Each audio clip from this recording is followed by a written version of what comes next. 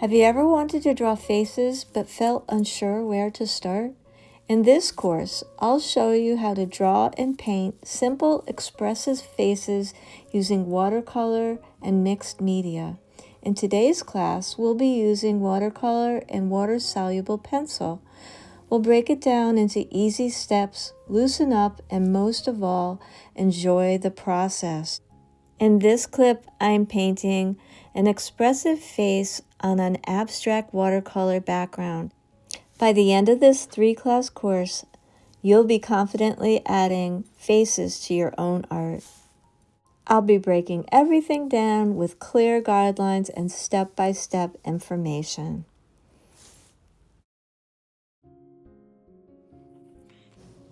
Today we're going to jump right in and we're going to use a Derwent Light Wash sketch pencil. These are wonderful because they offer the familiarity of a pencil sketch, but we can activate it later with water to create a soft, painterly effect. I'm getting started with an oval here to represent the head.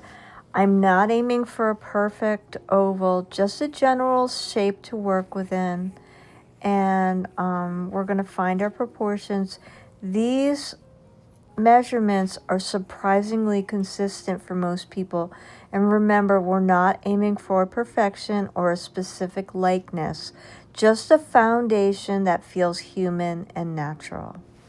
So I'm going about halfway down with my first line, and that's crucial for the eye line. Halfway might sound counterintuitive, but trust me, that's where our eyes naturally rest. As I sketch, you might notice I make a few marks I don't totally love.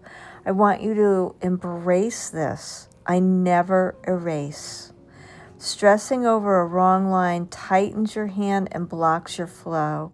Just find your preferred line and let the other marks fade into the background. You'll see how they disappear and add character as the sketch evolves. So you'll see that the nose goes about halfway between the eye line and the bottom of the chin. And then between the bottom of the nose and the chin is the lip shelf where the bottom of the lip gently rests.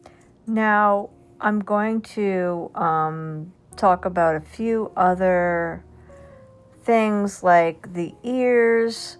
Normally our ears line up with the top of the eyebrow and the bottom of the nose. That's pretty typical for most people. I mean, some people are a little bit different. When I draw the hair like I'm doing in this, I draw the shape of the hair and not individual strands.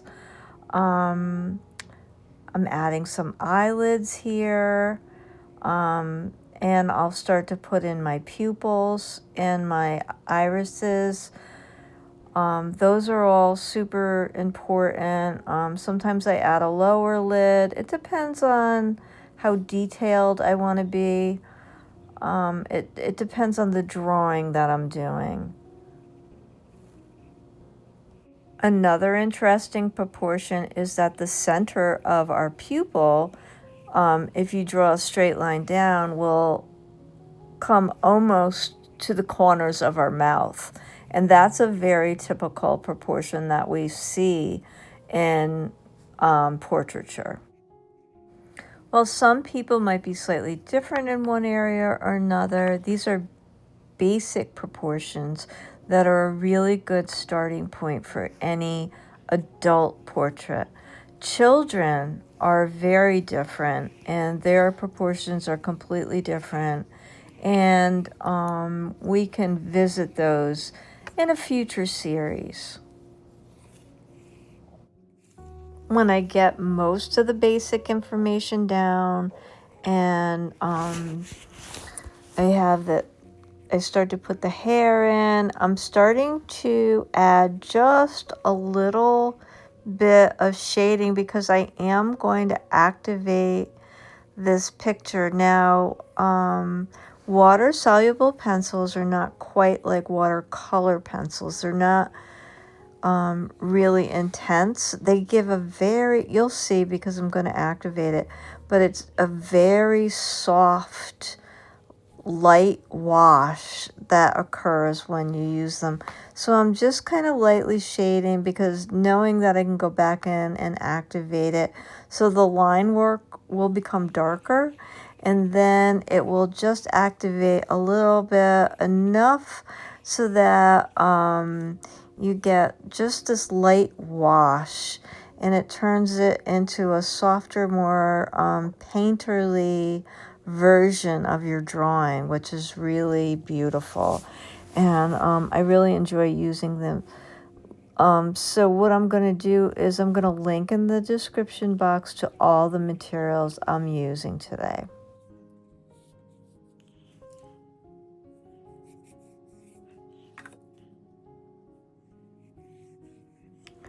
So you can see how beautifully it activates, and it's not overpowering at all. It's just the line work becomes darker, and it does give you this really lovely gray wash. So it's just really pretty. So the other thing about it is that in this case, I'm not using it on watercolor paper. This is directly in a regular sketchbook with regular sketch paper. This is just like a regular drawing pad, not even like a, like a sketchbook. So, and it's handling the water just fine. So, like I said, I will be linking in the description box to all the stuff I'm using, and I'll link to this pad as well. I just really love working with these. Pencils are really fun, and it's a really fun way to turn a drawing into a more painterly process. In this clip, I'm going to go really slowly, and I'm going to go step by step using the proportions. I have a PDF download that goes through all the steps that's absolutely free, and I'm going to link to it in the description box where you can get it as a free download on my website. So first we're going to draw a circle with a little triangle on the bottom, and then we're going to go about halfway down and make a mark. And that's going to be where our eyes go. There is literally a room for 5 eyes, right? Then that second line where the circle is should be exactly where the nose is going to go. And then I'm just going to indicate on the bottom with that dot where the mouth shelf is. Now I'm drawing in eyelids and just the irises. And now I'm playing with a nose shape, and this is going to be a female, so the nose shape's going to be a little bit more thin, and some eyebrows. Now I'm putting in the middle of the mouth where the mouth separates and the upper lip. The lower lip's a little thinner normally. Now I'm putting my pupils in. So basic steps, the proportions are always the same. I'm putting the neck in. This is a lady, so the neck is slightly thinner, right? Now, I'm thinking about maybe the brows are always a little thicker toward the center, right? So those are a little bit thicker, like towards our nose. And then I know where the ears go because they start around the top of the eyebrow and they end about the bottom of the nose. Drawing the shape of the hair. So that goes in, and you can study hairstyles, just pull up some photographs online. Pinterest has tons of reference photos for artists, and you can just put in inspirational photographs and grab some off there and look at the different hairstyles and start practicing that way. And then I'm going to just show you the inside of the eye always lines up with the inside of our nose, and the middle of our iris lines up with the outside of the mouth. And our other proportions, the eyes are halfway down, the nose is halfway between the eyes and the chin, and our mouth is halfway between the nose and the chin. As we get into this next segment, I want to let you know that there will be a PDF download with some images and things available, materials for this class.